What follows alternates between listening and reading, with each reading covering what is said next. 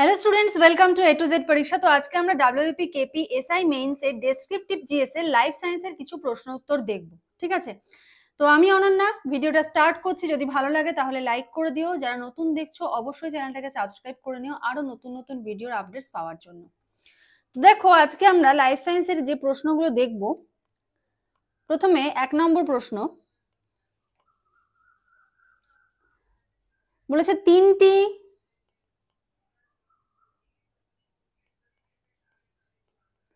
তিনটি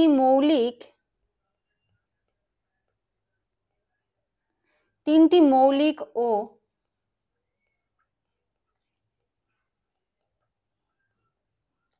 দুটি স্বল্প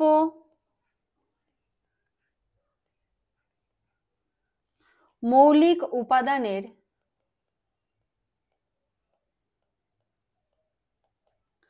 নাম উল্লেখ করো।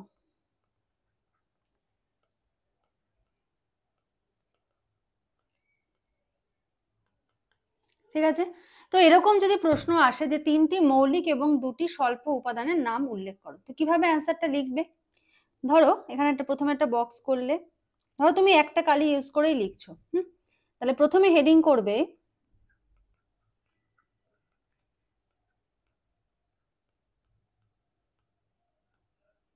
তিনটি মৌলিক উপাদান, আন্ডারলাইন করে দিলে কোলন ড্যাশ দিয়ে লিখবে কার্বন ব্র্যাকেটে সি,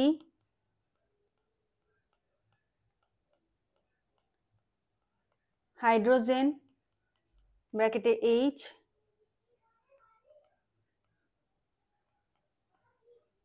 অক্সিজেন ব্র্যাকেটে ও। ঠিক আছে, এটা হলো তিনটি মৌলিক উপাদান। এরপরে কি চেয়েছে?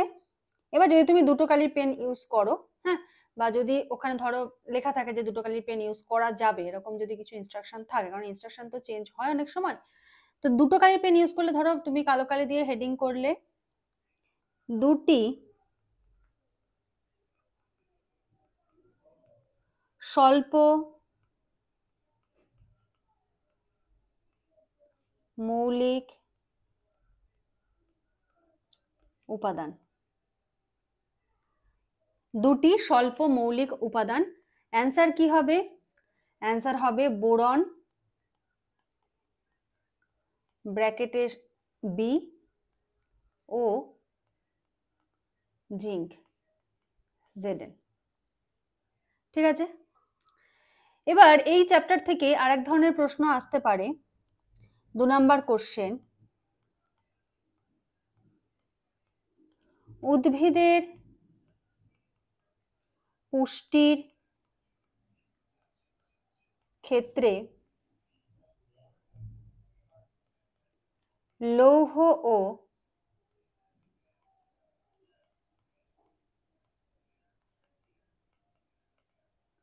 ম্যাগনেসিয়াম এর গুরুত্ব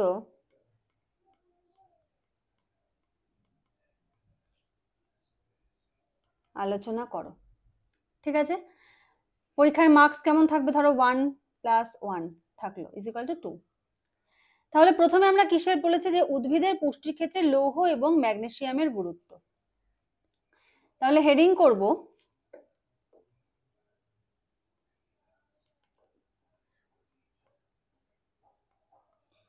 উদ্ভিদের পুষ্টিতে লৌহের গুরুত্ব। ঠিক আছে, লৌহের গুরুত্বে আমরা এখানে লিখব রোমান 1 দিয়ে ক্লোরোফিল গঠনে অংশগ্রহণ করে,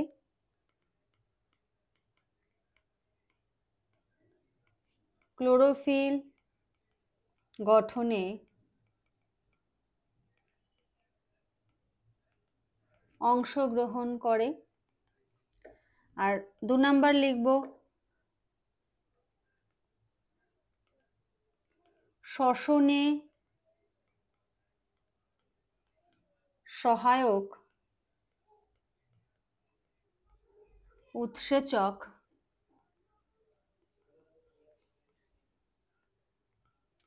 সংশ্লেষে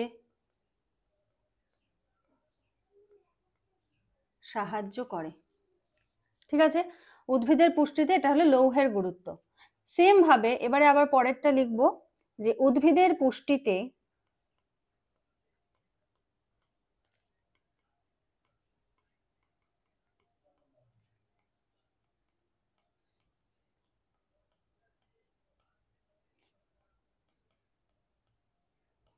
ম্যাগনেসিয়ামের গুরুত্ব।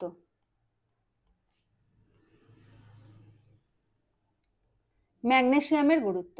ঠিক আছে, 1 নম্বর কি লিখব?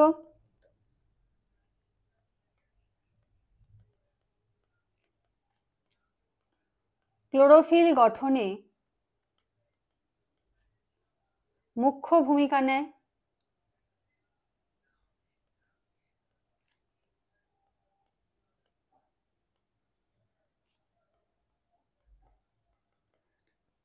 ঠিক আছে, ক্লোরোফিল গঠনে কি মুখ্য ভূমিকা নেয়, দেখবে ক্লোরোফিলের সংকেতেই ম্যাগনেসিয়াম থাকে। আর 2 নাম্বার লিখব কয়েকটি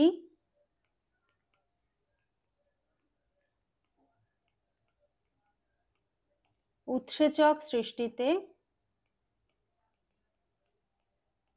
সহায়তা করে।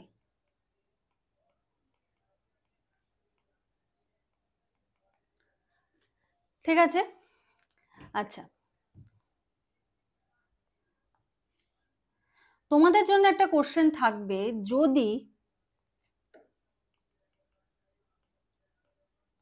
যদি এই উপাদানগুলি না থাকে তাহলে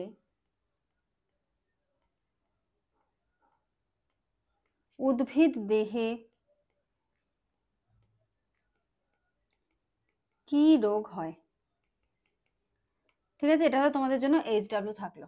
আচ্ছা নেক্সট কোশ্চেনে যাব। নেক্সট কোশ্চেনে যাওয়ার আগে তোমাদের একটু বলে রাখি, তোমাদের কিন্তু WAP KP SI মেইনস এর কিন্তু ব্যাচ চলছে। এই মেইনস এর ব্যাচে তোমরা কিন্তু ম্যাথ, রিজনিং, জিএস এর সমস্ত কিছুর ইন ডিটেলসে একদম প্রশ্ন উত্তর কোশ্চেন অ্যান্সার ফরম্যাটে তোমরা একদম নোট পেয়ে যাবে। ঠিক আছে, রিজনিং, ম্যাথ, জিএস, ইংলিশ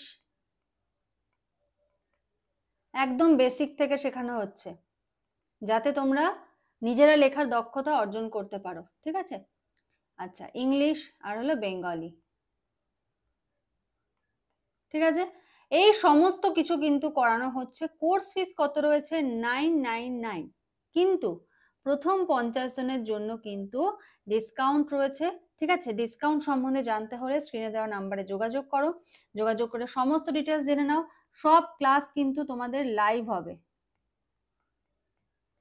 সব ক্লাস লাইভ ক্লাস।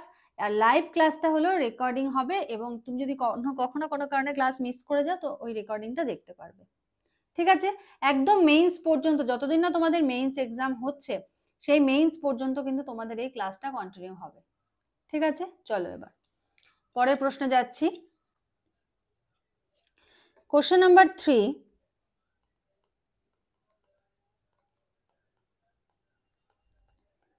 স্নেহ পদার্থে দ্রবীভূত হয়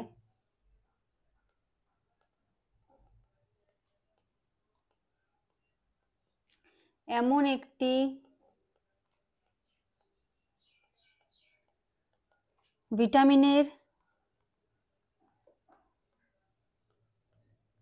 নাম লেখো। দাঁড়ি, এই ভিটামিনের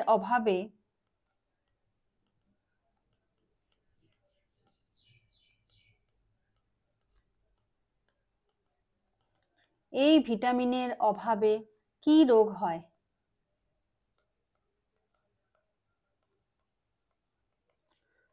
উল্লেখ করো। ঠিক আছে, তো এখানে দেখো দুটো প্রশ্ন আছে, 1 + 1 = 2, যে স্নেহ পদার্থে দ্রবীভূত হয় এমন একটা ভিটামিনের নাম লেখো। হ্যাঁ, নিজের পছন্দ মতো লিখতে পারবে। তো প্রথম প্রশ্নের উত্তর লিখবো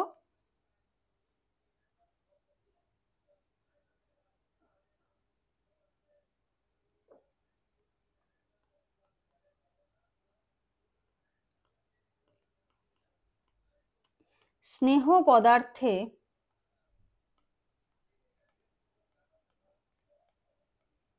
দ্রবীভূত হয়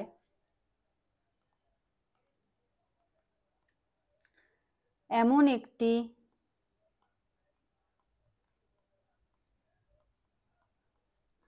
ভিটামিন হলো এ, মানে ভিটামিন এ। ঠিক আছে, তো পরের প্রশ্ন কি বলেছে, এই ভিটামিনের অভাবে কি রোগ হয় উল্লেখ করো।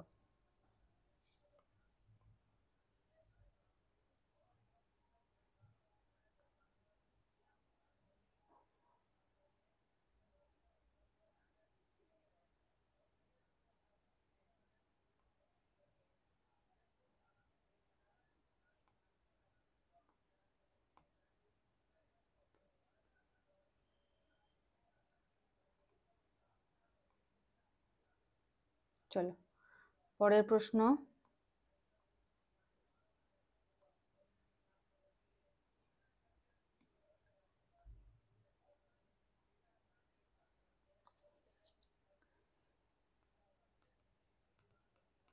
ভিটামিন এ এর অভাবে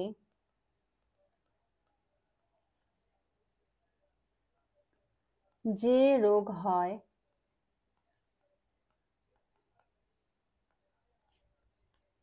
তা হলো